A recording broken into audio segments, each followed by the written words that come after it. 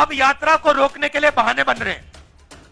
आप कोशिश करो जितनी करनी है, हम तोड़ने नहीं देंगे, एक सेकंड के लिए नहीं तोड़ने देंगे। जब भी कोई भी उनके सामने खड़ा हो जाता है, नरेंद्र मोदी मुकाबला नहीं करते हैं, भाग जाते हैं, मैदान से निकल जाते हैं। आपने नरेंद्र मोदी जी का कभी प्रेस कॉन्फ्रेंस देखा है इनके साथ? तो ये जो यात्रा है कश्मीर तक जाएगी। अब इन्होंने नया आइडिया निकाला है। मुझे चिट्ठी लिखी कि कोविड आ रहा है, यात्रा बंद करो। कोविड आ रहा है, यात्रा बंद करो। अब भैया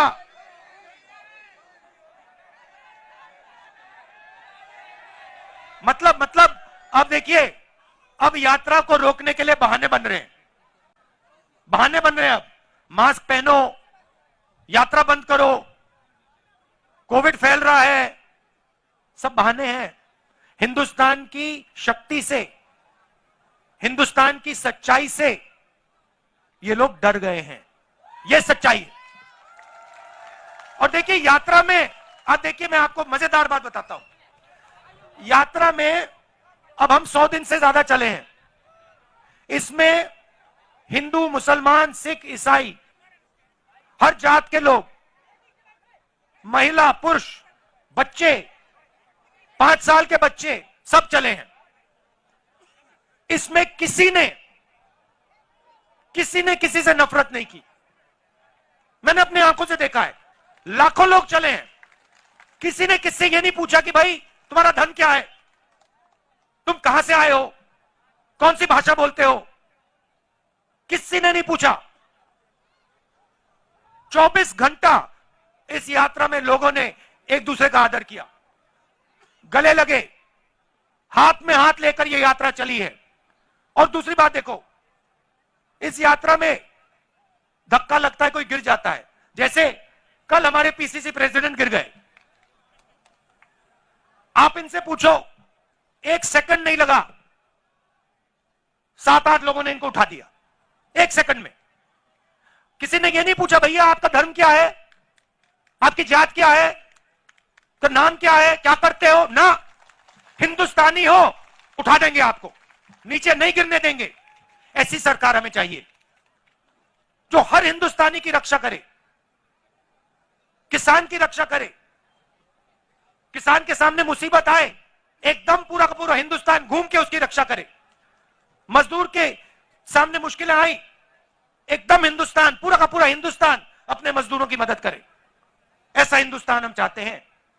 ये आरएसएस का, नरेंद्र मोदी का नफरत भरा हुआ हिंदुस्तान नहीं चाहिए हमें। हिंदुस्तान के किसी को नहीं चाहिए। बहुत क्लियरली मैंने बोला, आपकी नफरत के बाजार में हम मोहब्बत की दुकान खोल रहे हैं। और ये मैंने आपको मैसेज दिया है। ये आप मत सोचो कि सिर्फ राहुल गांधी दुकान खोल रहा है, मोहब्बत की दुकान खोल रहा है ना। मैं आपको कह रहा हूं, आप सबको कह रहा हूं, हिंदुस्तान के हर युवा को कह रहा हूं, हर किसान को, हर मजदूर को, हर छोटे दुकानदार को, आप मोहब्बत की दुकान खोलो। नफरत के बाजार में मोहब्बत की दुकान खोलो। मैं प्रेस के मित्रों कह देता हूं, आमतौर से कह देता हूं, मगर मित्र तो कहता हूं, मगर मित्रों का काम ये नहीं करते। इनके मित्र दूसरे हैं जो 24 घंटा टीवी पे आते हैं। और हमारी मतलब यात्रा कन्याकुमारी से कश्मीर तक चल रही है, लाखों लोग आ रहे हैं, मगर मीडिया पे आपको नहीं दिखाई देगी। मगर नरेंद्र मोदी जी 10-15 कदम चल लिए तो 24 घंटा आपको टीवी में दिखेगा। मगर ये अच्छी बात है, ये देखिए अच्छी बात है, ये गलत बात नहीं, ये खराब बात नहीं। मैं इनके खिलाफ नहीं हूं, क्योंकि इनकी गलती नहीं है बेचारों की, इनके पीछे लगाम बांध रखी है। पीछे से कंट्रोलर है, तो देखिए ये मुस्कुरा रहे हैं बेचारे, कह रहे हैं आप बात तो सही बोली, देखो मुस्कुरा रही है, देखो ये देखो मुस्कुराए। तो देश की ये हालत है। पार्लियामेंट में हम बोलना चाहते हैं ना, पार्लियामेंट में बोलना चाहते हैं, कुछ रखना चाहते हैं, जैसे राफेल हवाई जहाज के बारे में, नोटबंदी के बारे में, जीएसटी के बारे में, देश में जो नफरत फैल रही है उसके बारे में। तो जानते हो क्या होता है? जानते हो? मैं दिखाता हूं। माइक ऑफ हो जाता है, देखो ऐसे, जो बोलना है बोलो, बोलते जा बोलता कुछ नहीं, किसी को कुछ सुनाई नहीं देता। टीवी उधर कर देते हैं, स्पीकर साहब का चेहरा दिखता है और पार्लियामेंट में माइक ऑफ कर देते हैं। इसीलिए हमें यह यात्रा कन्याकुमारी से शुरू करनी पड़ी कश्मीर तक। और जो मैं आपको बताऊं, जो हमें सीखने को मिला, वो गाड़ी में, हवाई जहाज में, हेलीकॉप्टर में नहीं सीखा जा सकता है। कहां से सीखे हम? हिंदुस्तान की जनता से सीखे, किसानों से सीखे, मजदूरों से सीखे।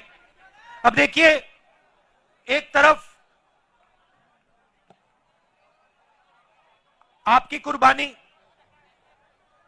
यहां अभी मैंने महात्मा गांधी जी की फोटो के सामने फूल रखे, ये आए, इन्होंने आपकी रक्षा की। उस समय भी हिंसा थी, उस समय भी इन्हीं लोगों ने हिंदुस्तान को बांटने का काम, नफरत फैलाने का काम किया था।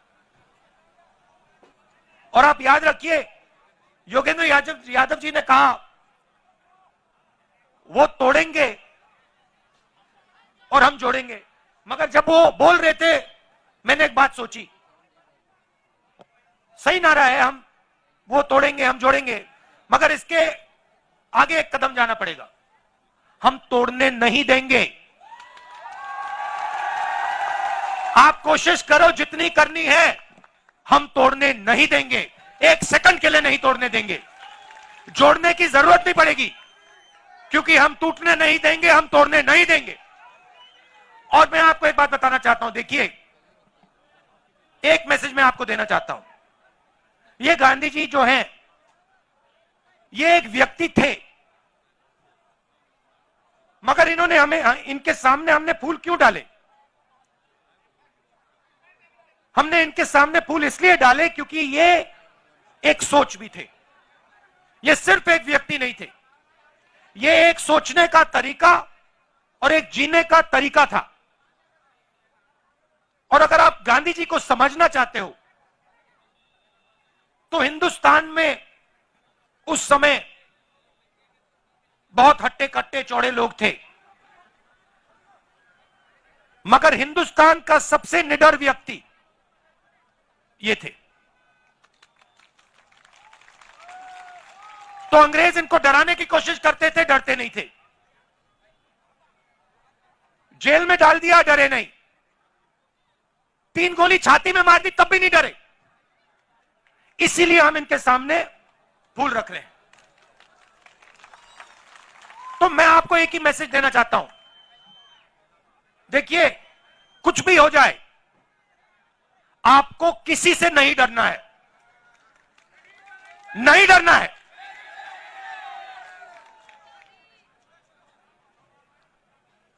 अब मैं आपकी सड़कों पे चला हूं। अब देखिए, क्या हुआ या नहीं हुआ, उसके बारे में नहीं बोलना चाहता हूं। अलग अलग राय हो सकती है। योगेंद्र यादव जी ने कहा कि जितना होना था नहीं हुआ, हुड्डा जी ने कहा कि काम हुआ। मुझे कोई फर्क नहीं पड़ता, जो बीते हुए समय में हुआ उसमें मुझे कोई इंटरेस्ट नहीं है। मैं आपको एक बात कह सकता हूं कि इन सड़कों पे मैं चला हूं और मुझे दिख रहा है कि यहां पे आज सड़कों की हालत खराब है, यहां पे आपको दर्द हो रहा है और यहां पे कमियां हैं।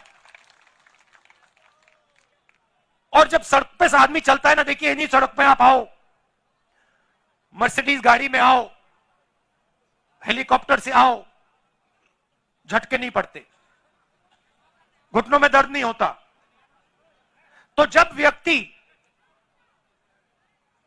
100-200 किलोमीटर आपकी सड़कों पे चलेगा, जैसे मैं चला हूं, जैसे अब हुड्डा जी चले हैं, जैसे अब योगेंद्र यादव जी चले हैं, बात गहराई से दिमाग में बैठ जाती है। उसके बाद कोई समझाने की जरूरत नहीं होती है। तो मैं आपको यह कहना चाहता हूं कि यहां पे 2-3 चीजें बहुत साफ दिख रही हैं। यहां पे आपको शिक्षा के इंस्टीट्यूशंस की जरूरत है, कॉलेजेस की, यूनिवर्सिटीज की जरूरत है। यहां पे आपको अस्पतालों की, मेडिकल कॉलेजेस की जरूरत है। यह सबको दिख रहा है और यह हमें भी दिखा है। तो मैं आपको एक बात कहना चाहता हूं कि हमारी सरकार आएगी तो जो आपका हक है, चाहे वो ये अच्छी सड़कें हो, चाहे ये अस्पताल हो, चाहे आपके लड़कियों के लिए, बच्चों के लिए कॉलेज और यूनिवर्सिटी हो, वो हम आपको करके दे देंगे। मैं ये भी नहीं कह रहा हूं कि ये 2 दिन में हो जाएगा, मुझे झूठ बोलना अच्छा नहीं लगता है, समय लगेगा, मगर हमारी नीयत साफ है और हम आपको करके दिखा देंगे।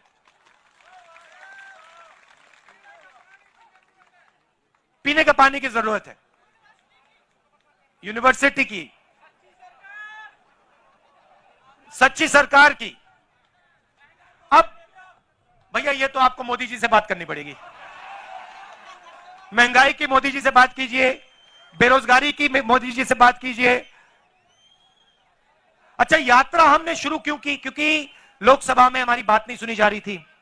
जैसे मैंने आपको कहा, माइक ऑफ कर देते हैं और देश में ये डर और नफरत फैलाने की कोशिश कर रहे हैं। नोटबंदी हो, गलत जीएसटी हो, कोविड के समय इन्होंने जो काम किया, ये सब जो कमजोर लोग हैं, गरीब लोग हैं, किसान, मजदूर, छोटे दुकानदार, छोटे व्यापारी, इनको चोट पहुंचाने के लिए करते हैं ये लोग। इनका लक्ष्य 3-4 अरबपतियों की मदद करने का है। मैं आपको एक छोटा सा उदाहरण देता हूं।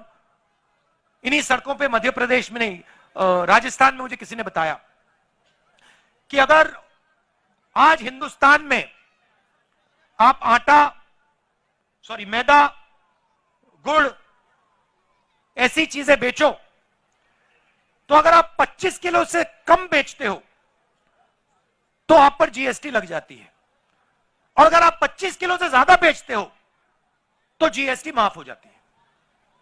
अब आप सोचिए, जो छोटा व्यापारी है, जो 25 किलो से कम बेच रहा है, उस पर इन्होंने जीएसटी लगा दी, और जो अरबपति है, जो 25 किलो से ज्यादा हजारों लाखों किलो बेच रहा है, उसकी इन्होंने जीएसटी माफ कर दी। नोटबंदी और जीएसटी ये पॉलिसियां नहीं है, ये हथियार है। ये छोटे व्यापारियों को मारने के हथियार है। और ऐसे ही इन्होंने एक और नया हथियार निकाला था। ये जो उनके किसान के खिलाफ 3 काले कानून थे, नोटबंदी और जीएसटी छोटे व्यापारियों को मारने के हथियार थे, और ये इनको जो 3 कानून थे, ये किसानों को मारने के, मजदूरों को मारने के हथियार थे। और हिंदुस्तान के सारे किसान खड़े हो गए, कहते नहीं, हम नहीं मानेंगे। और आपने एक चीज देखी होगी, नरेंद्र मोदी जी का आप चरित्र समझिए, जैसे ही कोई उनके सामने खड़ा हो जाता है, चाहे वो किसान हो, जैसे किसान आंदोलन में हुआ, चाहे वो जमीन अधिग्रहण बिल के बारे में हो, जैसे ही कोई उनके सामने खड़ा हो जाता है, नरेंद्र मोदी घूम के उल्टे भागने शुरू कर देते हैं। आप पहचानो, जब भी कोई भी उनके सामने खड़ा हो जाता है, नरेंद्र मोदी मुकाबला नहीं करते हैं, भाग जाते हैं, मैदान से निकल जाते हैं। मैंने प्रेस वालों से की बात की, मैंने कहा ये हमारे मित्र नहीं है, ये जूनियर लोग मित्र हैं, मगर जिन्होंने इनकी लगाम पकड़ रखी है वो मित्र नहीं है। आप देखो मेरे कितने प्रेस कॉन्फ्रेंस होते हैं, हर 5-10 दिन मेरा इनके साथ प्रेस कॉन्फ्रेंस होता है। जो भी सवाल इनको पूछने होते हैं पूछ लेते हैं। आपने नरेंद्र मोदी जी का कभी प्रेस कॉन्फ्रेंस देखा है इनके साथ? देख ही नहीं सकते, क्योंकि उन्होंने कभी किया नहीं है, क्योंकि इनके सामने खड़े ही नहीं हो सकते। वो सब पे लगाम बंधी हुई है, मगर उनको यह नहीं मालूम कि यार एक घोड़ा निकल ना जाए, एक घोड़ा लगाम खोल के भाग ना जाए प्रेस कॉन्फ्रेंस में, मुसीबत हो जाएगी। तो आप उनको पहचानिए। और ये सिर्फ नरेंद्र मोदी जी नहीं है, ये आरएसएस के सब लोग ऐसे हैं। ये नफरत फैलाते हैं, मगर ये डरते हैं, हिंदुस्तान की जनता से डरते हैं, हिंदुस्तान के गरीब लोगों से डरते हैं, हिंदुस्तान के किसान से, मजदूर से डरते हैं। तो ये आपको मालूम होना चाहिए, और इनसे कोई डरने की जरूरत नहीं है। ये कुछ नहीं कर सकते आपका। और मैं हिंदुस्तान के हर व्यक्ति से कह रहा हूं, डरने की कोई जरूरत नहीं है। यह देश डरपोकों का देश नहीं है, यह वीरों का देश है। यहां कोई नहीं डरता।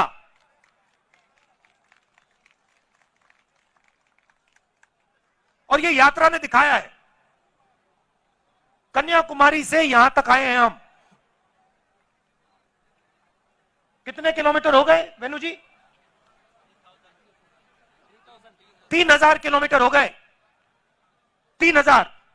और मैं अकेला नहीं चला हूं, हजारों लोग चले हैं।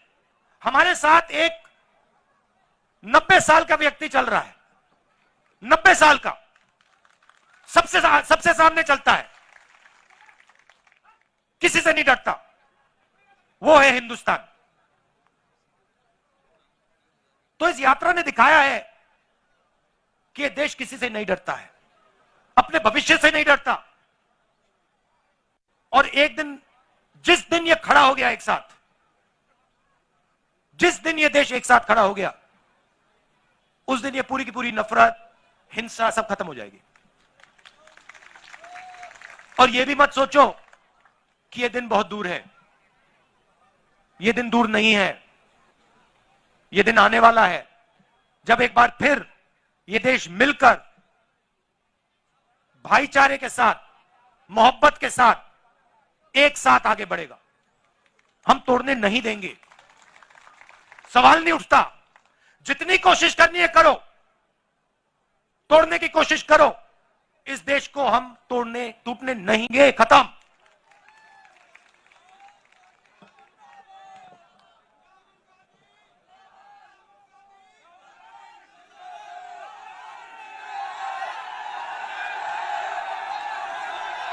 खबरों में बने रहने के लिए फोरम 4 को सब्सक्राइब करें और नोटिफिकेशन पाने के लिए बेल आइकन दबाएं।